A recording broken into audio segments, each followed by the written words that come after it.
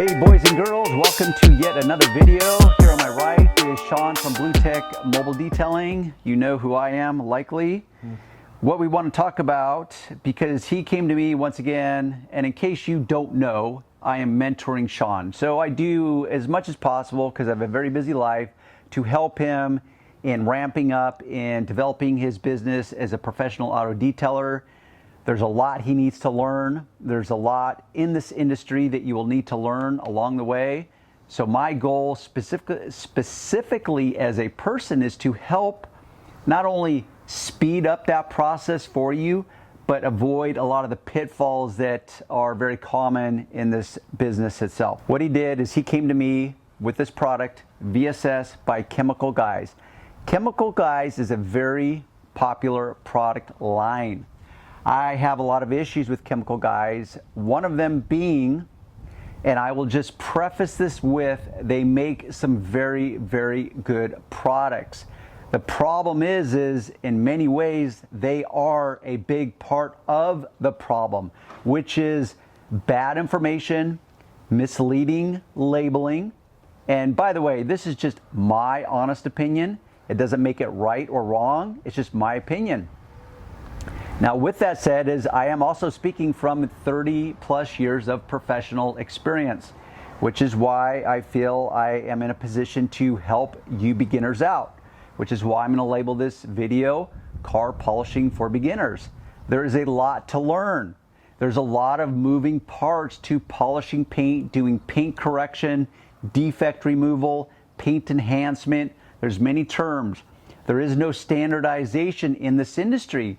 Therefore, you can get, for example, I could get myself in the room with 10 other seasoned professional detailers, and we can start talking about certain aspects of the business, specifically paint correction, and we can start using terms, and I can quickly come to the conclusion that we are using terms that we, even as professionals, don't actually agree upon. And what I mean by that is that we're using them differently, as in having different meanings for a specific term, like swirl marks, holograms, buffer tracks, buffer trails. So that's going to mean different things to different people, even as professionals. So if you understand that dynamic, it gets even more complex as a beginner. So that's the goal of this video, is to illustrate a few things. One of the things I want to illustrate is Chemical Guys. Here it is, VSS. Sean, how long? Because I don't have time to keep up on all this stuff. Yeah. I'm so overwhelmed with the projects that I'm trying to execute on. So how did you come across this product? Well, I found out about it on YouTube. Okay. University of YouTube. Yeah, and I know that where everyone's a professional. Right. So I know that this product has been on YouTube. There's been a big hype on YouTube for the last, I would say, 2 to 3 years. Yeah. And lately, they've been advertising a lot on YouTube. Chemical Guys have. But then I know other YouTubers have also experimented with this product, but they haven't really talked about it in detail like you do. Okay, yeah. Which is both the good news with Darren. Yes. Like, the guy goes on and on and on. Yeah. It's like, well, that's where the real understanding takes place, is in the details. So we, as in Sean and I, we want to demonstrate this product. One of the big issues and by the way, I have not used this product yet. One of the big issues I have is that this is an example of one of the worst labeling jobs I've ever seen. And I really reduce products down to 3 areas. You've got the headline, which is the product name itself. You've got the title, which is kind of a basic description, scratch and swirl remover. And then you have the body of the context, which is kind of the directions. So you've got the labeling, the tagline, and then the directions of how to use it. I don't really take issue with the VSS. You can call it whatever you want. I don't know what that stands for. It might be an acronym for something.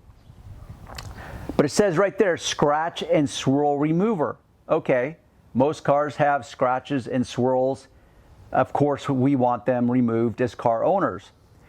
The biggest problem comes into the directions. So this has directions for hand application, dual action application, and rotary application.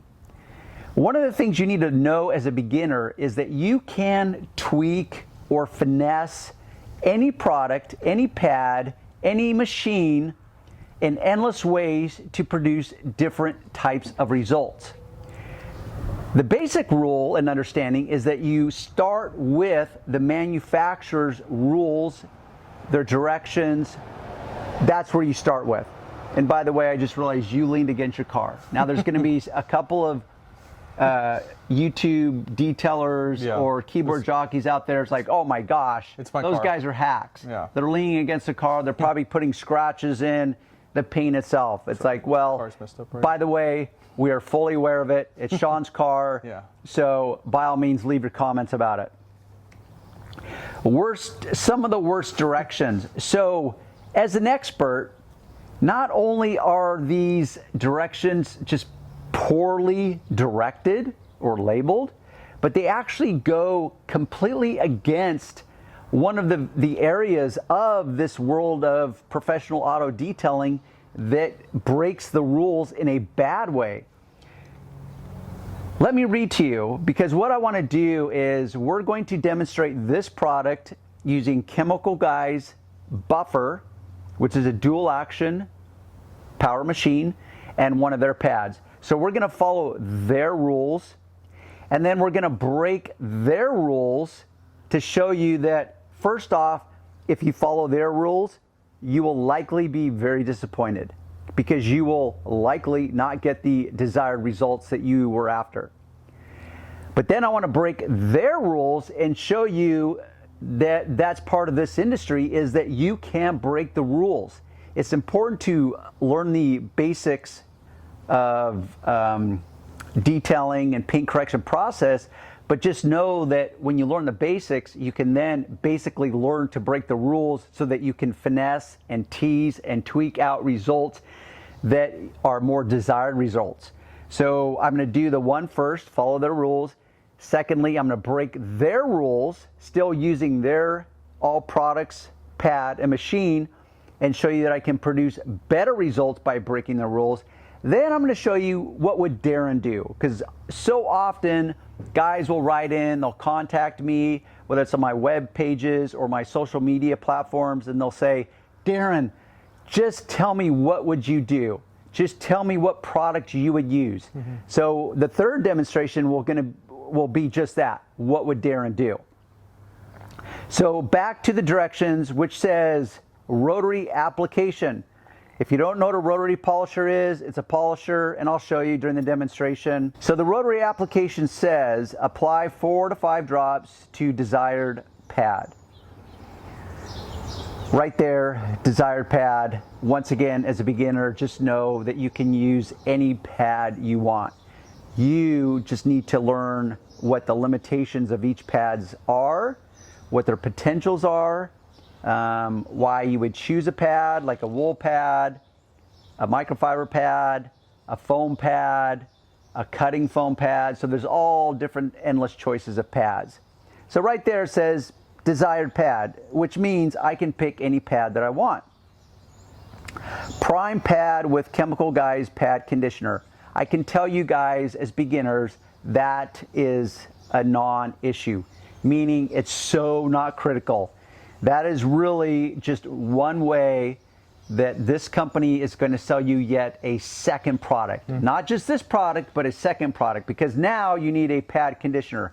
I promise you that will not make or break your world. Set machine, 1,000 to 1,500 RPMs to spread product. Okay, so 1,000 to 1,500 RPMs, which is normal speed setting when you're doing initial cutting and paint correction, by the way. This says you set it to that, which is a pretty big window, by the way. A 500 RPM spread, when you're only talking a max speed of 1,500 RPMs, that's a third of the equation. So that right there is a pretty big spread. Always work in a 2 foot by 2 foot section at a time, which is standard in this industry. using just and that's the operative word, just the weight of the machine, and in parentheses it says no pressure. Work area in 3 to 4 passes. So I apply it and I 3 to 4 passes with 0 pressure, simply the weight of machine.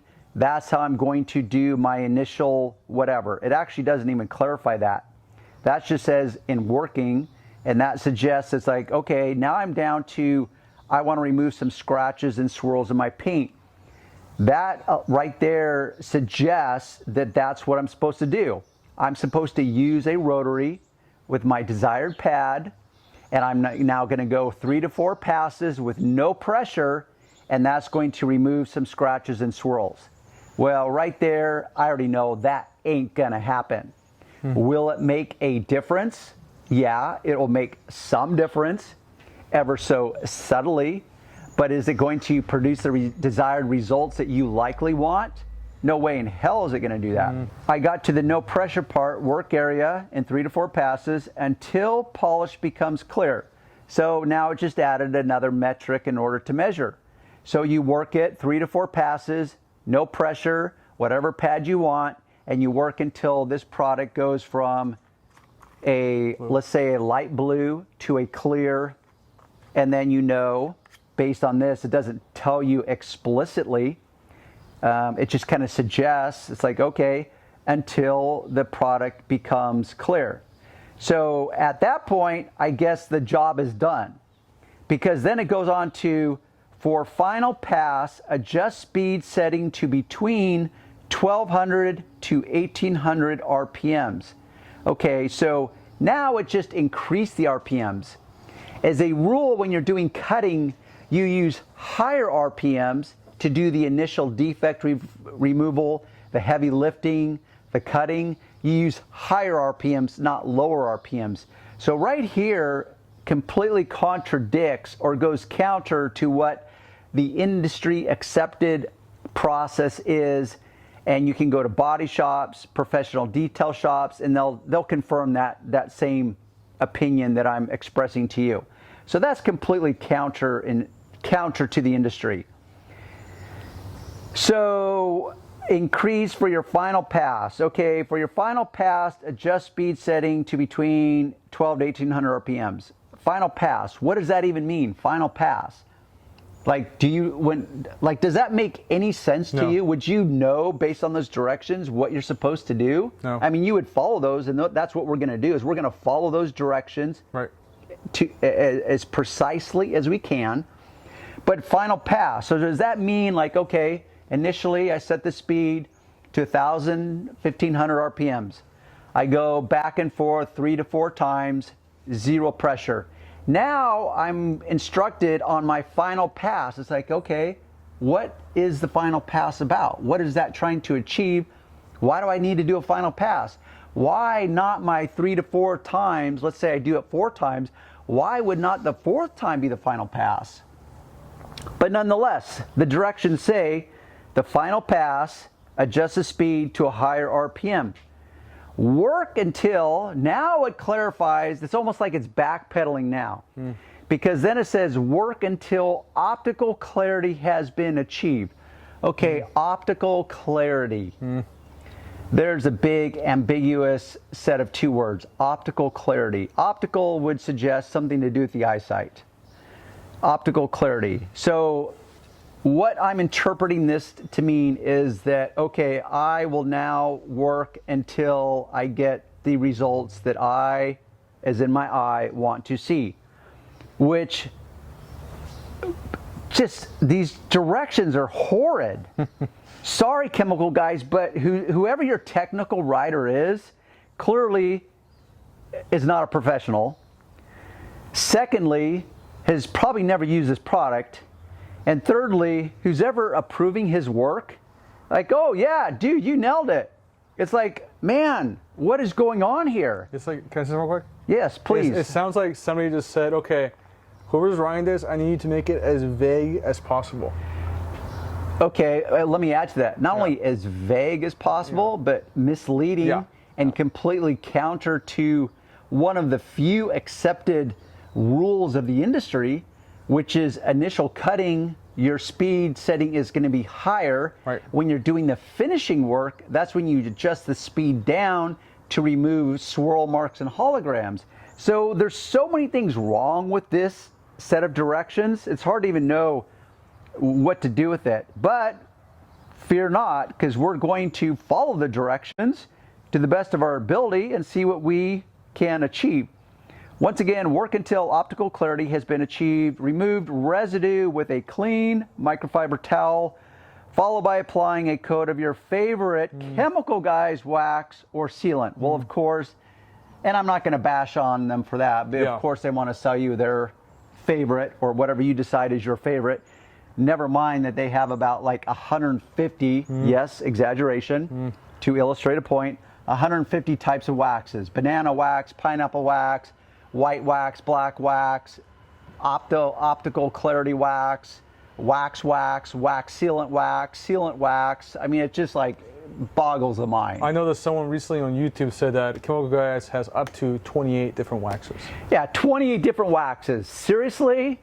Yeah. So once again, sorry Chemical Guys, you make some good products, but damn, you're part of the problem, which is confusing beginners. Never mind an experienced guy like me, that I look at this as like, WTF, like it's hard for me to know what to do if I want to follow the manufacturer's directions. They're the ones that developed it. They, at a level, should be the expert in using this product, but they do a very poor job in translating that expertise to a person that now wants to achieve desired results.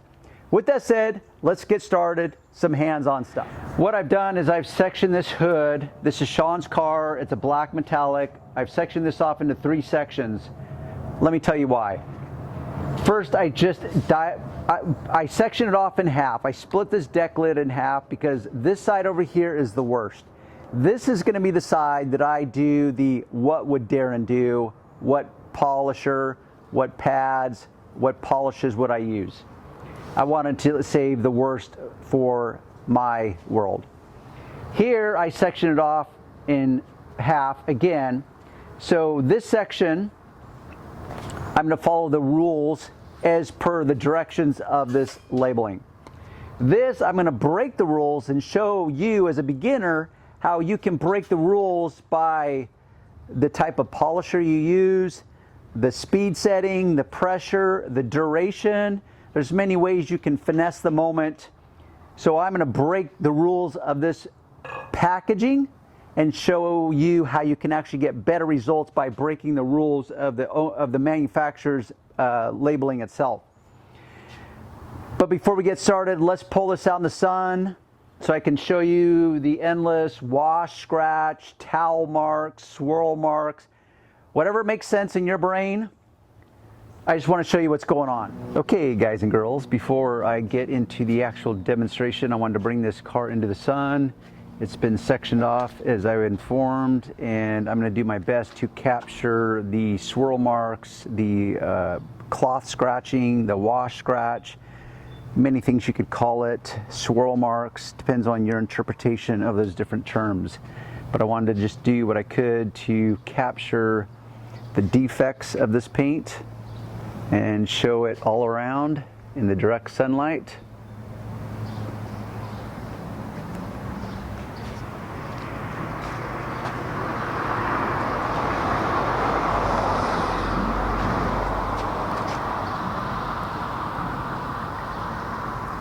Now, as stated before, I'm going to use this panel over here to do or follow the what would Darren do, because this panel over here, or this section of the panel, is the most messed up.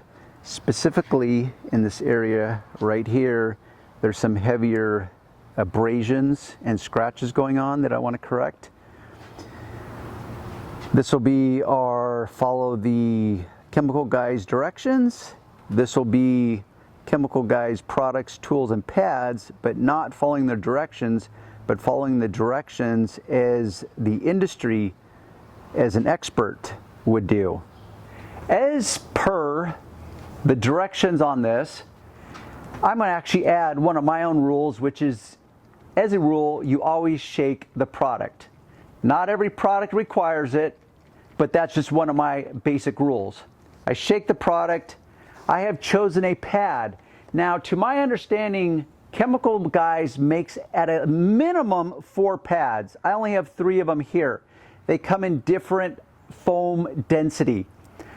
This is the rule.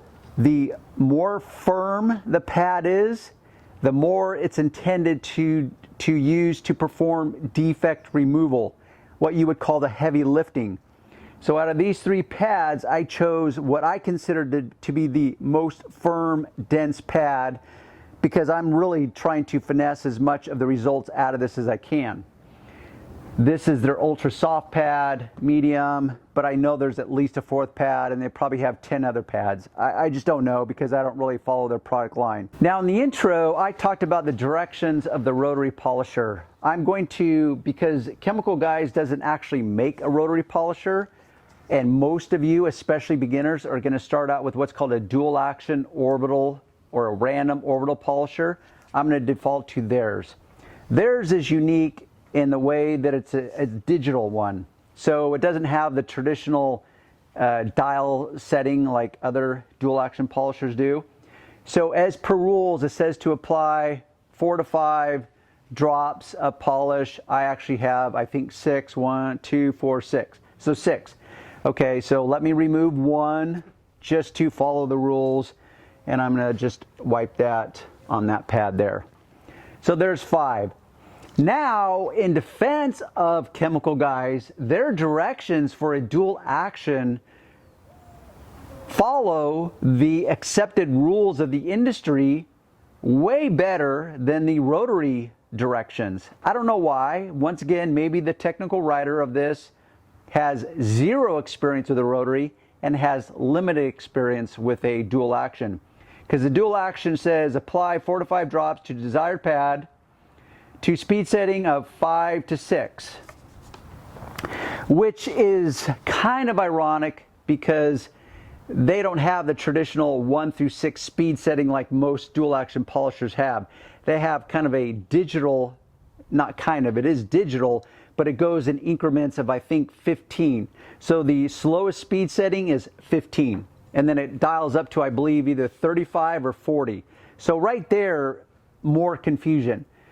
It's kind of like the left hand doesn't know what the right hand's doing. So here it is describing traditional dual action polishers, but yet their very dual action polisher is completely different than the traditional. So that would be confusing to me if I got this in my hands. I'd be like, wait, start at a speed setting of 4 to 5. Okay, it doesn't go 4 to 5. It goes in increments of 15. But I can make adjustments.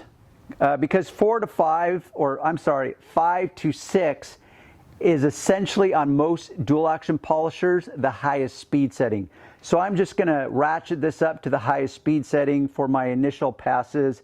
Once again, it says to work on a 2x2 little feather, 2 foot by 2 foot section at a time, using moderate pressure. Work area in 2 to 3 passes until polish becomes clear. Follow with light pressure to finish. See right there, now they're following the direction, or the good directions. So the initial cutting, moderate pressure, 2 to 3 passes. You follow up with light pressure to finish, remove with a clean microfiber cloth. Okay, so let's try that. There's my 4 to 5 drops, 5 drops specifically. This will be following the rules. I'm going to dial this up as fast as it will go. So this has an on-off trigger. So you flick it on, automatically shows 00. And then it's got a minus and a plus sign. So you plus it to speed it up. So it goes to 40. 1.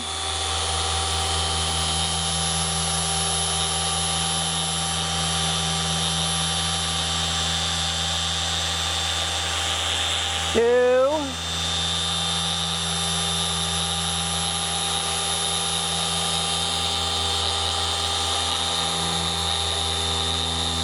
3. 3.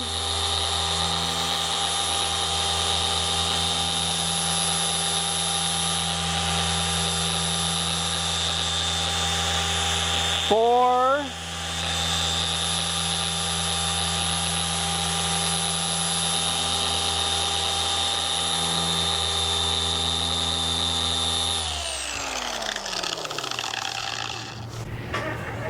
'More confusion. I can't tell if that's clear, blue, it's hard to tell. Instantly, I felt like it just turned clear. Because you take any product like this and you go from a condensed version that's contained within a bottle, and it's going to be more opaque, meaning you can't see through it. The second you spread it thinly, it's going to become more translucent. So right there, to follow the directions, it's just going to add additional confusion to me as a beginner. So obviously I can't overthink that part, because I would sit here and think like, gee, is that clear or is that still kind of blue? I can't really tell. It just looks like there's polish left behind. Will you hand me a clean microfiber cloth, Sean? Which one? Yellow. Thank you. Perfect. So let's wipe this off. One thing I do notice with the Chemical Guys products is that they do come off exceptionally easy. They definitely get a thumbs up on that.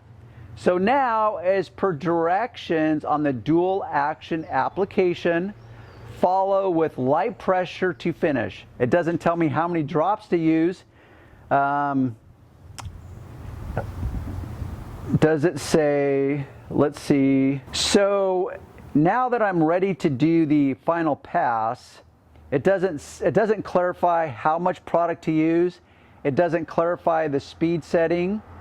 All it says is follow with light pressure to finish and remove with a clean microfiber cloth. Okay, as a beginner, I'm now frustrated even more than I already am. It's like, okay, what do I do? I just followed the first part of the directions. I have no idea what my results are going to be, but now I want to finish with light pressure. Do I add more? Do I use what's already on there? Do you see? I mean, I hope you're getting as confused as I am. Now, experience dictates that I'm going to add a little bit more. I already accept that there is some polish on the pad already. So I'm just going to dust it, lightly tap it with a little bit of more polish. And I'm going to go in with some light pressure. Of course, it doesn't say how many passes to do. It just says ease off on the pressure. For light pressure, light is relative to heavy. Well, how heavy is heavy? How light is how light? Who the hell knows? Never mind what speed setting I'm supposed to put this on. So I'm going to dial it down, because the rules are that you adjust the speed setting. Area 2 to 3 passes. Yeah, it literally says, there literally is nothing that says any new speed setting for the final pass. That's frustrating. Do you hear that in my voice? This is the point in my voice where my wife would say, honey, take your pill, man, your chill pill.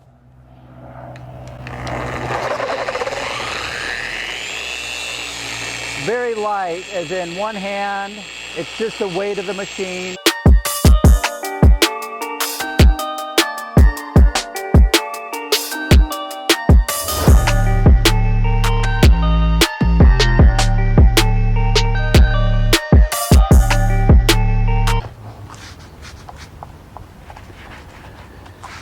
Now the real question, or one of the greater questions, will be when we pull this out in the sun, I promise you it's going to look better. That I know.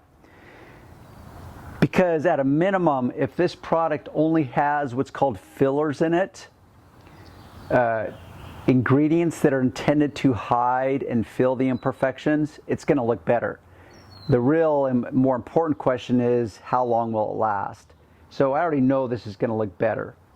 Now what I want to do is I want to follow kind of the directions, but what I want to do is I want to tweak it based on my experience and show that I can produce better results by breaking their rules but still retaining their product, their pad, their machine. How am I going to do that? Well, I'm limited, because if I'm going to keep all that constant, really the only ways I can tweak it has to do with speed of the machine, the duration as in working time, and the pressure and repeat application. So that's what I'm going to do, because I know that this would not be enough to really produce the results that I know that I would want if I was a beginner and I was trying to obtain perfection, the elusive perfection. So what I'm going to do is I'm going to come back in, same pad. I'm going to apply, because this product has a good working time to it. It doesn't haze up quickly. It has a decent working time. I'm going to apply, looks like about 7 little pea-sized dollops there. And when I go in on this panel over here, I'm really going to lay into it with some really good pressure, and I'm really going to work it for a longer period of duration. And I'm going to set this to this highest speed setting, which FYI was the highest speed setting on my initial cutting initially. So that I can't really finagle any higher anyways.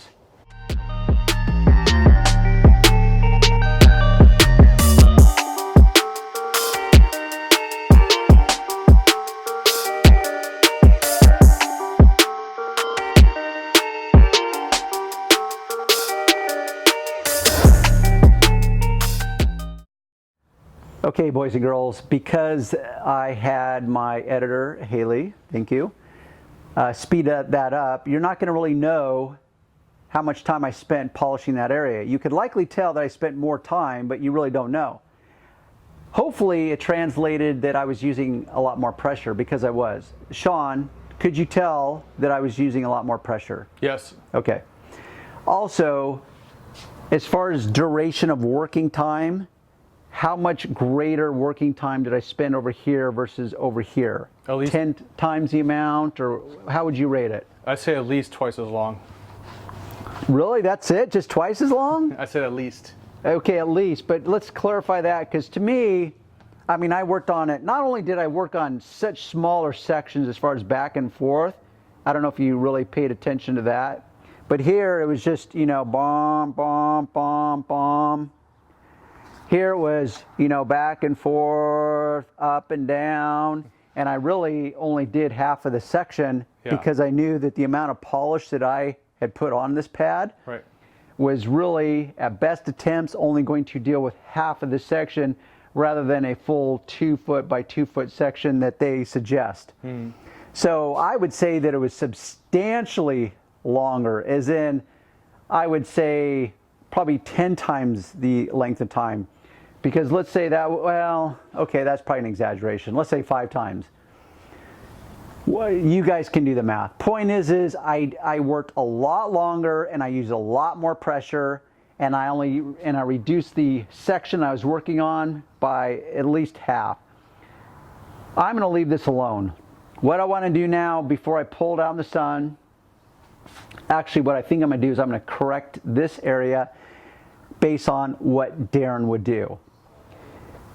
But what I want to do is, once I'm done with that, is once I've finished all 3 sections, is then remove the product so that I remove any fillers that may be in this polish. Because like I said, this is my first rodeo for this polish. I have no idea how many fillers are formulated into this. As a rule, that's what a lot of manufacturers do. The product that I'm going to be using, CSI Ceramics, has 0 fillers in it. So let's pull us back in. I'm going to set up and I'll show you what Darren would do. What would Darren do? Now, if I was going in, and because this is a used car, it's older, we've used this deck lid for other product demonstrations, I've got to be aware of the fact that, hey, I want to retain as much of the clear coat as possible. So just know, as a beginner, you are scratching your way to success. But in scratching your way to success, you're also diminishing or decreasing the thickness of the clear coat. Clear coat is a good thing. You want to retain as much as possible. So there's the proverbial trade-off. It's like, okay, I can make this paint truly flawless, but I would have to lose so much clear coat in doing so that it becomes unrealistic for a daily driver and a guy that wants to keep his car out in the sun for the next 5 years, because the clear coat is what's going to give you your true UV protection. So with that said, is I'm going to dramatically enhance and permanently correct this section. And this is what I would do, is that I would come in level 10. And what I mean by level 10 in this moment is I'm going to switch to a rotary polisher, because this is far more efficient than a dual action polisher. Most guys are afraid of this polisher because it does require a longer learning curve, and there's endless horror stories about burning edges, burning paint, leaving buffer trails, holograms, that kind of stuff. But I accept the limitations of it. The trade-off for me is that I can cut to the chase initially, do the heavy lifting, switch out the pad, and remove the marks left by a wool pad. Now this is a 100% wool pad. It's a CSI pad, a CSI backing plate, and this is the Milwaukee cordless rotary polisher, which I am a big fan of. You don't realize how much time and effort you spend managing that damn cord. So they make a very quality tool. I'm going to use ceramics polish. Now this can perform like a compound, but it is not a compound, to clarify. This, like the industry standard that uses what's called diminishing abrasive technology, this uses what is called controlled abrasive technology. The abrasive particles in this are ultra refined, and they're all uniform in shape and size. So they don't break down, they don't diminish, because to me that's instability when you have diminishing abrasive technology. Well, how fast do they diminish? Are they diminishing at the same rate? How do you even know that? That's a video for a whole nother time. So this is a polish, but it has the ability to remove aggressive sanding marks of 800 grit, which are very aggressive, and finish down to a swirl-free finish by a single product. It's called a single polish product. All you have to do is switch out 2 pads. But I want to cut to the chase, so I'm going to do the heavy lifting. The directions for this is you just apply to the center of the pad.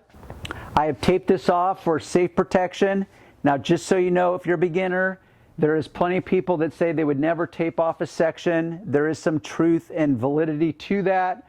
But because this is Sean's car, I'm trying to illustrate a point, so the trade-off is worth it to me.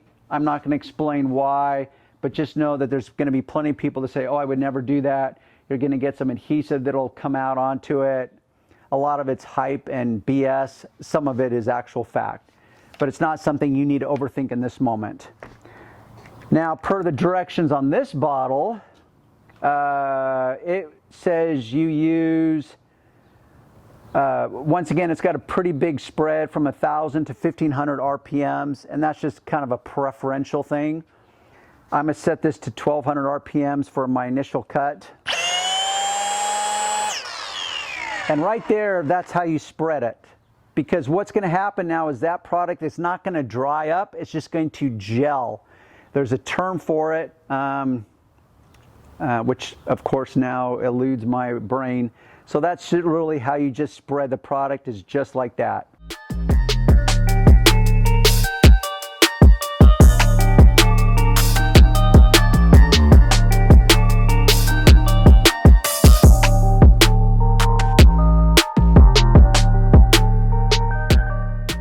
Now we wipe off the polish, wipes off very easily. And by the way, this polish is unique. It's a true waterborne technology. I can actually do this in the direct sunlight on hot paint, which if I was to announce that, which I just did, more specifically, if I was to actually show it, I'd get all kinds of pushback from so-called experts that say, oh, I would never polish on hot paint. It's like, well, then don't. All I can say is then don't. Just know that this product is one of the ways that's truly unique. So that was my initial cut. Once again, I'm trying to retain as much of the clear coat as possible while creating a dramatic end result that's at a permanent level.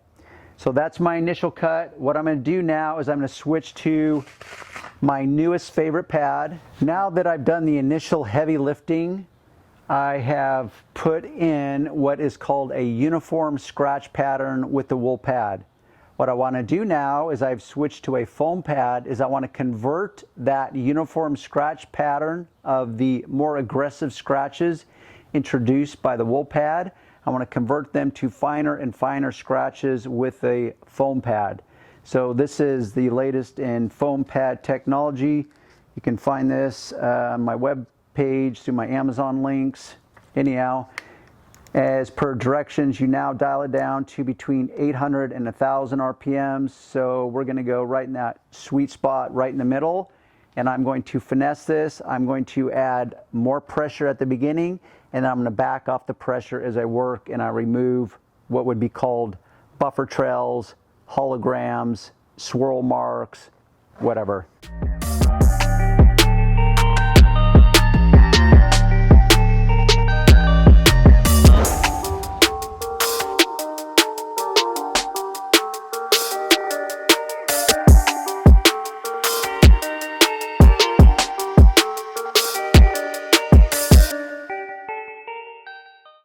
That was sped up. What you might notice is that because every panel is different, and so you get, that's where you'll have to finesse every panel,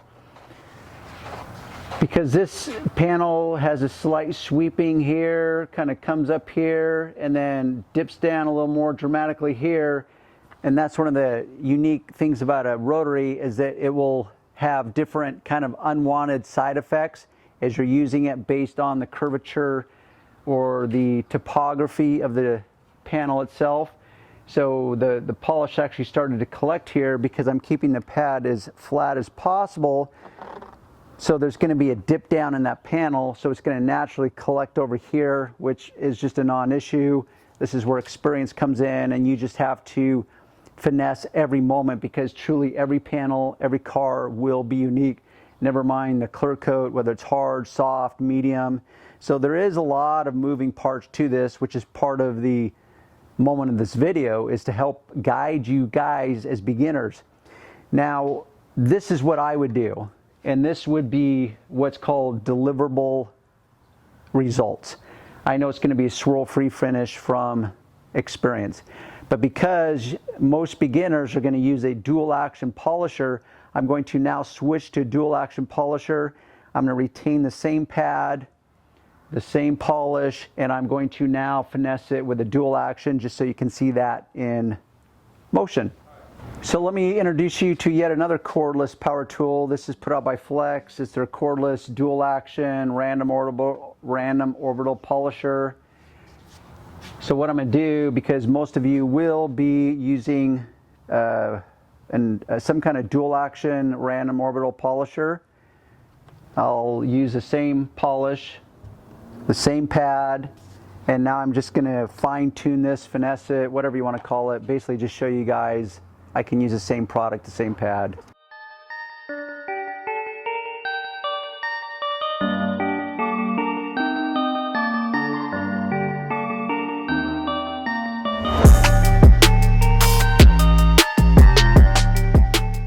Now you may have noticed, even though it was sped up, that I actually finessed the edges more so. The reason I did that is because with a random dual action polisher, the friction is spread out and moved about differently than a rotary polisher that spins on a single axis point. So there's less concern with me in working on this direct edge right here, this character line. So I went over that. If I was working with just the rotary polisher, which is what I prefer for efficiency, I would just finesse that differently as a separate entity from the rest of this panel. So with the rotary, I break it down into tighter sections. That's one of the trade-offs of using a dual action, is that it's more forgiving. There's far less fear and worry about damaging paint. It's just the trade-off is significant in that it will just take you a much longer working time to achieve your desired results. Everything in life has trade-offs. So with that said, is I'm going to wipe this down. This is a true waterborne technology, so I know it can break down with just simple water, but I'm going to go ahead and use what's called a 50-50 blend, which is rubbing alcohol mixed with water. alcohol will dissolve any of the fillers, silicones, that type of stuff that might be in some of those other products. So we'll do that and then we'll pull it in the sun. Here is my alcohol water solution. I'm going to take a clean microfiber cloth. I'm going to wipe it. Let me use my hand without all my man jewelry on it.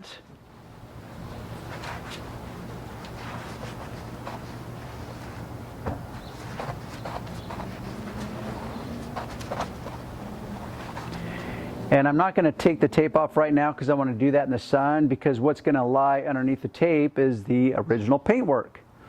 Let me go ahead and clean off this section while I'm at it. Use the non-man jewelry hand. Okay, let's pull this out in the sun and let's see what we have.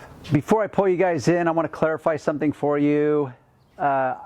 Before I deliver a car after doing paint correction or paint enhancement, I'm not going to deliver it by doing an alcohol wipe down and then giving it to the customer. I simply do an alcohol wipe down so that I can verify my results that are based on the expectations of my customer and the conversation that we had before I even started touching the car. So in doing that wipe down, what I'm really just trying to accomplish is to see the paint correction that I performed, to see if there's any swirl marks. But in doing that, I'm going to introduce cloth scratches to the equation. Those are unwanted. So once again, everything has trade-offs. So the trade-off is that I'm going to verify my results, but it's not now deliverable to my customer. So with that said, I'm going to pull you in and have you take a look. Hopefully it will show, and that's what's so tough about filming, is trying to, every time you switch lights and lighting direction, it's going to reveal something new, often unwanted, that may not be actually live in the moment, but it's capturing for whatever reason on video. And I know that sounds like a weasel clause, but it's just the reality of filming. So you can see that we do not have absolute perfection here, because that was a trade-off. I'm trying to demonstrate or illustrate some points, but I'm not trying to achieve absolute perfection, because I don't want to diminish the clear coat to the point where now it's just going to wreck this clear coat permanently. I was surprised with the results on the Chemical Guys, because I thought I would be able to get better results by finessing this with more speed, or not more speed, but more pressure, more duration, than following the directions. It had very little effect, and honestly, here live, I cannot even tell the difference between the two sides. I can definitely tell the difference over here. The paint correction that happened over here is far superior than over here. That's not a surprise to me at all. But because I introduced new scratches now on my just paint corrected section, I would then, and this is what Darren would do, is I would then, after verifying results, I would then follow up with a polish, and in this case I'm going to use the D1 polish enhancer. Okay, after I shut the camera off, I want to bring you guys back in, because here you can see the sun, and because it's on autofocus, I'm going to put my finger there and drag the camera over so that the sun meets up to my finger. Sometimes with the reflection, the camera doesn't know what to focus on, but I wanted to show you the sun, and just how, now that I left the fingerprint there, just how the clarity of this area where I use the clear coat solutions is compared to the sun.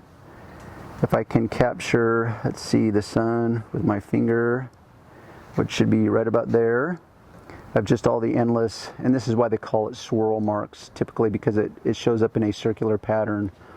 And then we have the sun as reflected under this lighting. So Haley, and you can keep me talking in at this point, Haley, because I really want to show this to the audience, is I'm just going to do my best to capture the reflection of the sun, and so they can see the clarity of this, these different areas. Now the D1 polish enhancer is not a requirement. It'll probably be the first company that will ever say that, because most companies will try to sell you more and more product. This is not a requirement. This is simply just kind of playing with the moment. it enhances the paint correction that's already taken place. I like to define it this way. This will produce high definition results. This has the ability to produce what I would call 4K results. With that said, I'm not chasing 4K results. I'm actually just kind of chasing high definition results, and that's even a stretch because once again, I have to account for the year of the car, a daily driver. This paint was on a scale of 1 to 10, I'd put it at like a maybe 4.5 as far as damage goes. It was pretty bad.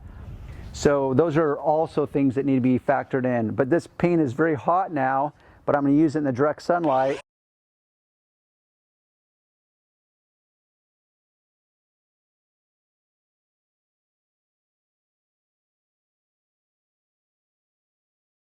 I take my clean microfiber cloth, wipe it off.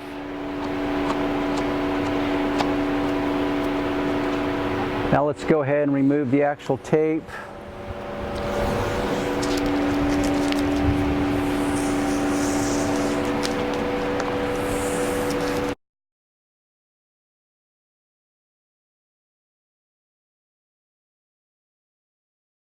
Checking it out, there's still some deep, what's called RIDs, random isolated deep scratches.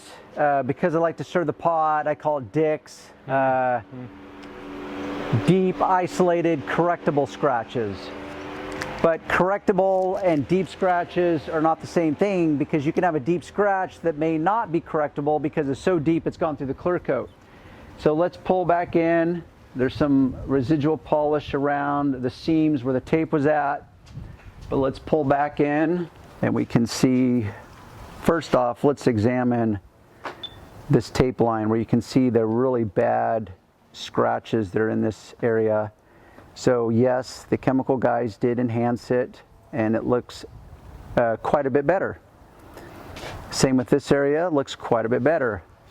Then you have over here, which once again, I don't know if it's going to show because it looks just so much better. I'm going to do it in different lighting. The dust is, because I'm outdoors, the dust wants to just accumulate and blow around every time you touch the car. So I'm going to capture different angles. You can even see this section that was untouched, how badly it's swirled and scratched up with just typical wash, scratch, or towel marks. And here we pan into, which looks, for most people, they would call this, like most car owners, they would just call that perfection. They'd come out and wet themselves. This, they'd be impressed. This, they'd be impressed, but they're probably not going to wet themselves. Over here, this is where we're going to go into, we better strap on our Depends because I'm going to wet myself with glee and happiness. How about that? So Sean, with that said, you're a beginner. Yeah. This is part of the learning curve. I'm hoping in shooting this video with me that you've learned a few more nuggets along the way of wisdom, what I call wisdom. Yep. Hopefully our viewers have learned a little bit more along the way. Is there anything you want to add that maybe if you are sitting behind that screen as a beginner, you'd be like, oh, Darren, what about this? What about that? Or and anticipatory of the viewers, is there anything you want to add? Well, I'm sure there's a lot of things I want to add, but this video, if I wanted to add everything I wanted to add, this video would be like 5 hours long. There's that. So, and just what you explained, I've learned a lot today and the things you already talked about. Okay. Some of it I already known, but a lot of it I didn't know. Yeah, hopefully, once again, this is trying to get you beginners from an absolute beginning. I'm afraid, I'm sitting on the fence, I want to jump off the fence, I want to start polishing my paint. My goal is forever just to get you guys started. So I've shown you some options. I've also shown you what Darren would do. And you can see, begin to realize just how many moving parts there is to this, which also illustrates why there's so much confusion in this industry and why and everyone just has endless opinions as to what's the right way, the wrong way. So it just makes my own head go into gelatinous mode. Yep. With that said, You can follow along Sean on his channel, Blue Tech Mobile Detailing. If you like what you see, thumbs up. By all means, leave us a comment. Let us know your feedback. It not only helps us, but it helps out followers behind. Don't forget SEMA. Oh yeah, both Sean and I will be at SEMA. We haven't decided which booth we're gonna be in. I will be there as a representative for Clear Coat Solutions, but Tom's world, which is the formulator of Clear Coat Solutions, his world is massive, so he's got distribution. We don't know where we'll be yet for sure. Just know that we will be there, and hopefully we will see some of you there. And by all means, come up, introduce yourself, and let's have a conversation. And by all means, challenge me on anything you want. I want to be challenged, and I enjoy it. Until next time, we'll see you on the next video.